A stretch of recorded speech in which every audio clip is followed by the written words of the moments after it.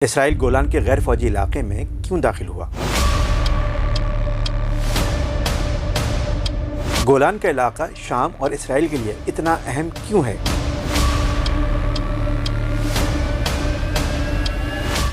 کیا اسرائیل گولان پر پہلے سے ہی قابض نہیں؟ اسرائیل کو گولان کی جانب سے ڈر کیا ہے؟ ان سب اور دیگر سوالوں کا جواب تلاش کریں گے، ساتھ رہیے گا۔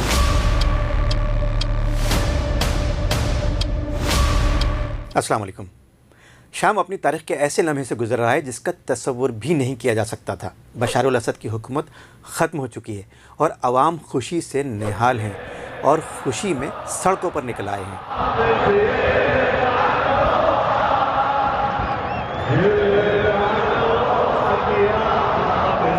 اقوام متحدہ سمیت تقریباً تمام ہی ممالک کی نظریں اس وقت شام پر ٹکی ہوئی ہیں اور وہ صورتحال کا جائزہ لے رہے ہیں۔ ایک جانب دنیا شام کی صورتحال کا جائزہ لے رہی ہے تو دوسری جانب اس کا پڑوسی اسرائیل اپنے فوجی ٹینک لے کر شام میں داخل ہو گیا ہے اور اس نے شام کی فوجی تنصیبات پر بھی شدید گولہ باری کی ہے۔ ہمیں گولان کی اہمیت کو سمجھنے کے لیے ایسے واقعات پر نظر دوڑانی ہوگی جو کسی نہ کسی طور گولان سے جڑے ہوئے ہیں۔ پہلے گولان کا محل وقوع جانتے ہیں کہ اس کی لوکیشن کس قدر اسٹریٹجک ہے۔ عربی زبان میں اس علاقے کو الجولان یا جولان کہتے ہیں، جبکہ انگریزی میں اسے گولان ہائٹس کے نام سے جانا جاتا ہے۔ یہ علاقہ شام کے مغرب میں واقع ہے جہاں دریائے اردن بہتا ہے۔ گولان کے مغرب میں بحر طبریہ یا طبریہ جھیل ہے جس کا پانی اب بہت تیزی سے خشک ہو رہا ہے۔ اسرائیل نے اس جھیل کے پانی کو خشک ہونے سے بچانے کے لیے مختلف منصوبے شروع کر رکھے ہیں۔ گولان کے شمال میں وادی الرقد اور جبل الشیخ ہیں، جبکہ مشرق میں دریائے یرموک بہتا ہے۔ گولان شمال سے جنوب تک تقریباً 44 میل یعنی 71 کلومیٹر اور مشرق سے مغرب تک تقریباً 27 میل یعنی 43 کلومیٹر تک پھیلا ہوا ہے اور اس کا رقبہ 444 مربع میل یعنی 1150 مربع کلومیٹر ہے۔ گولان کا علاقہ اونچائی پر ہے اور یہاں سے 60 کلومیٹر دور شام کا دارالحکومت دمشق واقع ہے جو یہاں سے نظر آتا ہے۔ اسی طرح یہاں سے اسرائیل کا بھی میلوں دور تک علاقہ نظر آتا ہے اور یہ اسٹریٹجک طور پر بہت اہم لوکیشن ہے۔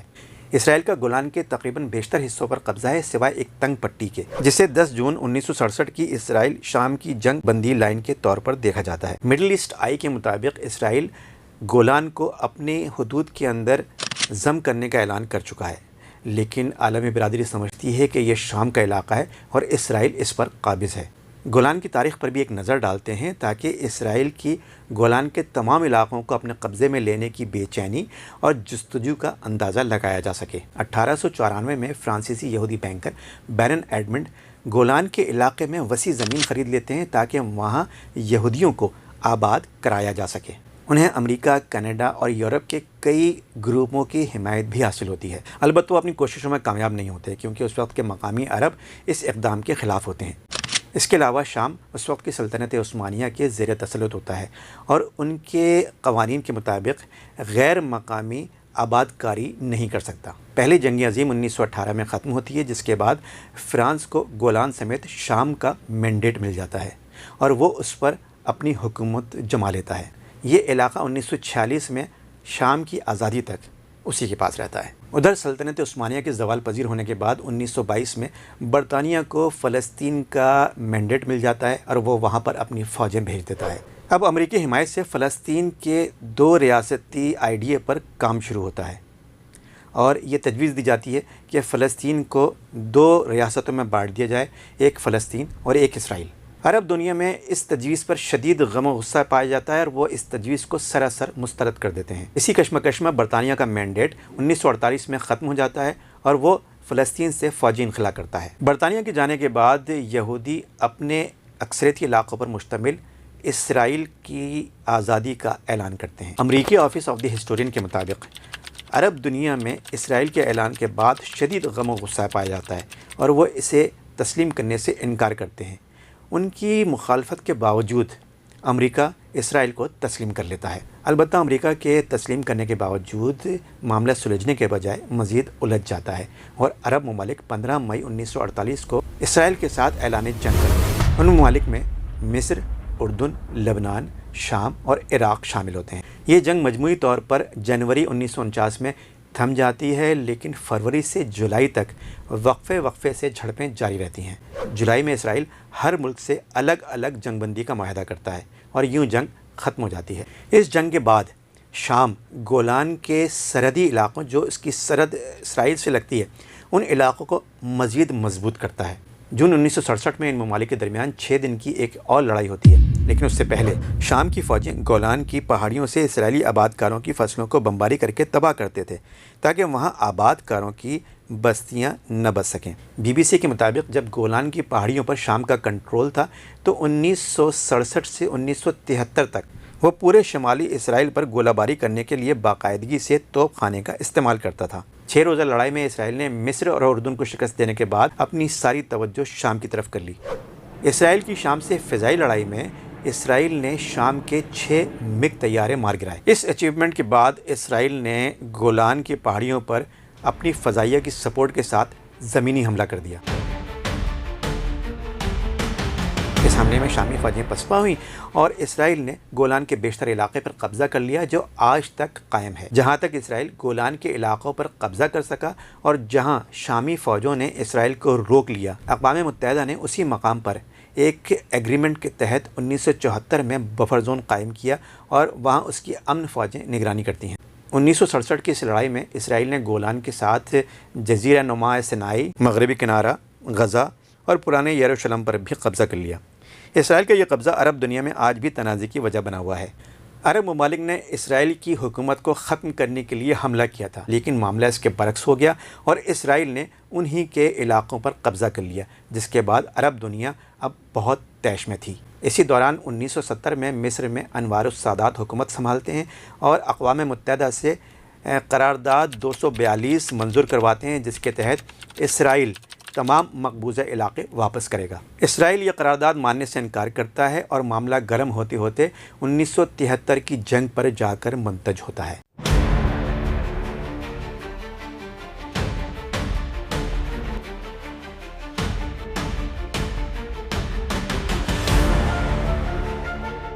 اکتوبر رمضان کا مہینہ ہے اور یہودیوں کا یہ ایک مقدس دن ہے۔ اس دن وہ اپنے گناہوں کی معافی مانگتے ہیں اور روزہ رکھتے ہیں۔ یہی وہ دن ہے جسے مصر اور شام اسرائیل پر حملہ کرنے کے لیے منتخب کرتے ہیں اور یہ جنگ 26 اکتوبر 1973 تک جاری رہتی ہے۔ اس جنگ کے بعد اسرائیل اور شام کے درمیان جنگ بندی کا معاہدہ ہوتا ہے اور جنگ بندی کے معاہدے کے تحت گولان میں بفر زون قائم کر دیا جاتا ہے، جس کی نگرانی اقوام متحدہ کی فورس ڈس انگیجمنٹ آبزرور فورس کرتی ہے۔ بیروت میں قائم انسٹیٹیوٹ فار فلسطین اسٹڈیز کے مطابق امریکی سرپرستی میں شام اور اسرائیل کے درمیان مذاکرات 1991 میں شروع ہوتے ہیں، جو 1996 میں ختم ہو جاتے ہیں اور اس کا کوئی نتیجہ برآمد نہیں ہوتا۔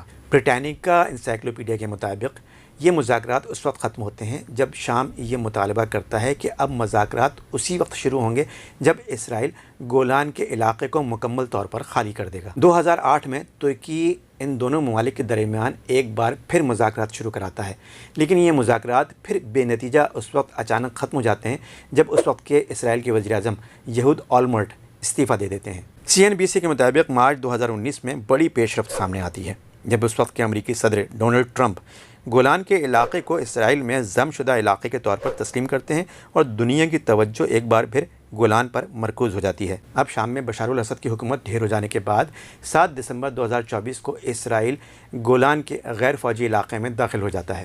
اسرائیل کا دعویٰ ہے کہ اس کی فوجیں عارضی طور پر غیر فوجی علاقے میں داخل ہوئی ہیں تاکہ شام کی جانب سے کسی بھی ممکنہ حملے سے اپنے ملک کو محفوظ بنایا جا سکے۔ تاہم مصر کے نقادوں کا کہنا ہے کہ اسرائیل گولان کے بقیہ علاقوں پر قبضہ جمانے کے ارادے سے داخل ہوا ہے۔ CNN کے مطابق اقوام متحدہ نے اسرائیل کے اس اقدام کو 50 سال سے نافذ معاہدے کی خلاف ورزی قرار دیا ہے۔ اسرائیل نے بفر زون کے ساتھ 12 فٹ چوڑی اور 40 فٹ گہری خندق بنانا شروع کر دی ہے، جو کہ بفر زون کے ساتھ ساتھ بنائی جا رہی ہے۔ اسرائیلی حکومت نے موقف اختیار کیا ہے کہ اسرائیل دہشت گردوں کے حملوں سے محفوظ رہنے اور اپنے ملک کی سیکیورٹی کو بہتر بنانے کے لیے یہ اقدام کر رہا ہے۔ یہ تاریخ اتنی طویل ہے کہ اگر اس کو ایک ہی مختصر ویڈیو میں بیان کیا جائے تو یہ اس طرح ہے جیسے دریا کو کوزے میں بند کرنا۔ یہ کوشش آپ کو کیسی لگی؟ بتائیے گا ضرور۔ اگر کوئی غلطی ہو تو اس کی نشاندہی ضرور کیجیے گا۔ بہت شکریہ، اجازت دیجیے، خدا حافظ۔